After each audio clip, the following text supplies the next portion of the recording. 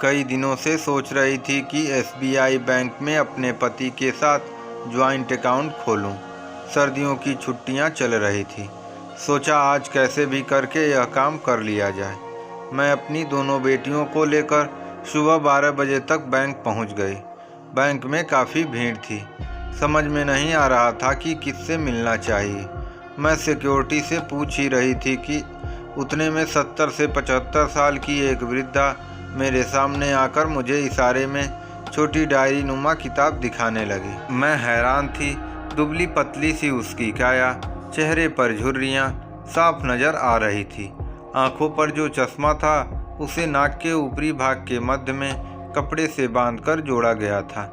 हल्की सी जगह जगह फटी हुई महाराष्ट्रियन साड़ी पहने वह मुझे किताब दिखाकर हाथ जोड़ने लगी। मैंने पूछा, इसका क्या करना है?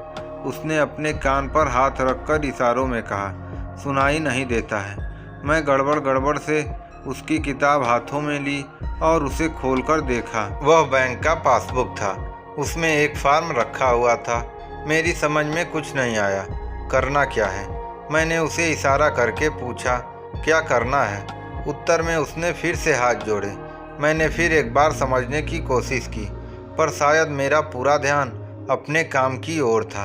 अतः वृद्धा की मदद करने के लिए मैंने सिक्योरिटी गार्ड को आवाज़ लगाई और उसकी मदद करने के लिए कहा। सिक्योरिटी गार्ड ने बिना जाने ही उसे कतार में बिठा दिया। मैं अपना काम करने में लग गई। आधे घंटे के बाद जब मैं वहां से लौट रही थी तो देखा वृद्धा उसी कतार में बैठी हुई है। अब मेरे पास समय भी था। मैंने उससे वह किताब मांगी और अपनी बेटी को उसका फॉर्म भरने के लिए कहा। मेरी बेटी ने पासबुक में से जानकारी लेकर फॉर्म भर दिया। इतना तो समझ में आ गया था कि वृद्धा उस फॉर्म के माध्यम से पैसे निकालना चाहती है। मेरी बेटी को उसने हाथों के इशारों से और बहुत बारीक आवाज़ में 5 कहा। शायद उसे 500 रुपये चाहिए थे। बेटी ने फॉर्म में 500 रुपये भर दिए। मैंने वृद्धा से पूछा, तुम्हारे घर पर कौन कौन है? बहुत ही बारीक आवाज़ में उसने कहा, कोई नहीं। मैंने वृद्धा को कुर्सी पर बैठने के लिए कहा और मैं वह पासबुक और फॉर्म लेकर पैसे निकालने वाली खिड़की की ओर गई। पैसे देने वाली मैडम दोपहर का भोजन करने के लिए गई हुई थी। पास ही खड़ी एक महिला ने जब देखा कि मैं वृद्धा का फॉर्म और पासबुक लेकर खड़ी हूँ तो उसने मुझसे कहा, पहले देख तो लो पासबुक में पैसे शेष हैं या नहीं। बाहर मशीन में डालने पर बैलेंस पता चलेगा। मैंने पहले बेटी को पासबुक अपडेट करवाने के लिए भेजा और मैं वृद्धा के साथ खड़ी होकर महिला अधिकारी के लौटने की प्रतीक्षा करने लगी। काफ़ी देर तक मेरी बेटी नहीं लौटी तो मैं बाहर आ गई। देखा मशीन पर काफ़ी भीड़ थी। मैं भी कतार में लग गई। 2 ही नंबर बचे थे। मशीन में पासबुक डालकर अपडेट कराने का एक नया अनुभव मैंने सीखा। जब पासबुक अपडेट हो गया तो खोलकर देखा उसमें केवल 38 रुपये शेष थे। अब मेरी समझ में नहीं आ रहा था कि वृद्धा से कैसे कहें कि उसके खाते में पैसे नहीं हैं। मैंने सोचा कि मैं ही उसे 500 रुपये दे देती हूँ। सबसे पहले मैं उस महिला के पास गई जिसने पासबुक अपडेट करने की सलाह दी थी। मैंने उससे कहा, इसके खाते में तो कुछ भी नहीं है। उस महिला ने कहा, मुझे तो पहले ही यह लग रहा था कि उसके खाते में पैसे नहीं हैं। मैंने वृद्धा को पासबुक देते हुए ऊंची आवाज़ में कहा, पैसे नहीं हैं इसमें। वह एक शब्द भी नहीं बोली, केवल मेरी ओर देख रही थी। मैंने अपने पर्स से 100 के 5 नोट निकालकर उसके हाथ में थमाए। मुझे लगा कि वह खुश होगी और मुझे धन्यवाद देगी, पर मेरी अपेक्षाओं के विपरीत वृद्धा ने कहा, नाही नाही, मला तुपले पैसे नाही पाहिजे, अर्थात मुझे तेरे पैसे नहीं चाहिए। मैं दंग रह गई। उसे पैसे देते वक्त शायद मैं कहीं ना कहीं अभिमान महसूस कर रही थी, पर उसके स्वाभिमान ने जैसे मेरे अभिमान को चकनाचूर कर दिया था। मैं बार बार उससे विनती करने लगी, रहने दे, तेरे काम आएंगे, तुम्हारे पैसे मैं क्यों लूं?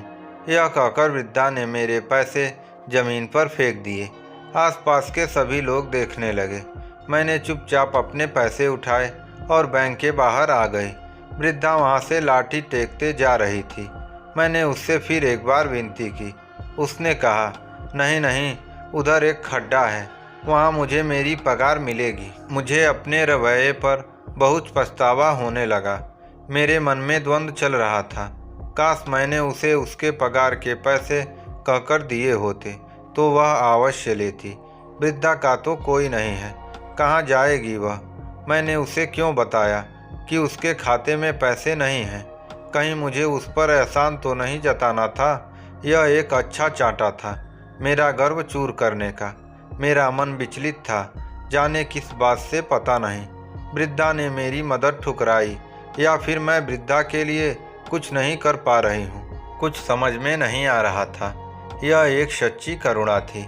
मैं स्कूटर धीरे धीरे चलाने लगी और वृद्धा के पीछे पीछे जाने लगी। मेरी बेटियां मुझे डांट रही थी।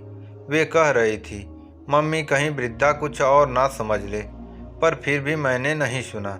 कुछ दूर जाकर वृद्धा रुक गई और एक दुकान के पास खड़ी होकर इधर उधर देखने लगी।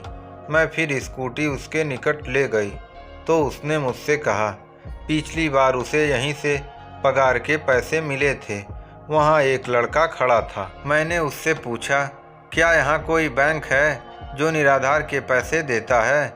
उसने कहा, नहीं। मैंने उस लड़के से कहा, इससे कहो, यह नहीं मान रही है और ना ही मेरी मदद ले रही है।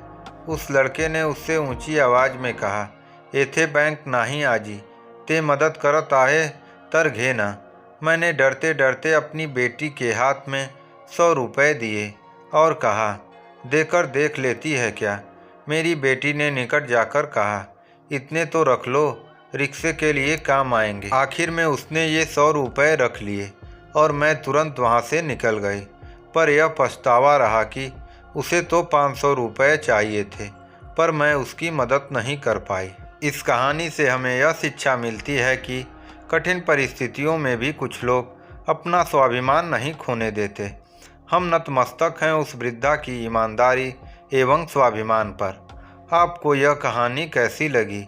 कमेंट बॉक्स में ज़रूर कमेंट कर अपनी राय दें।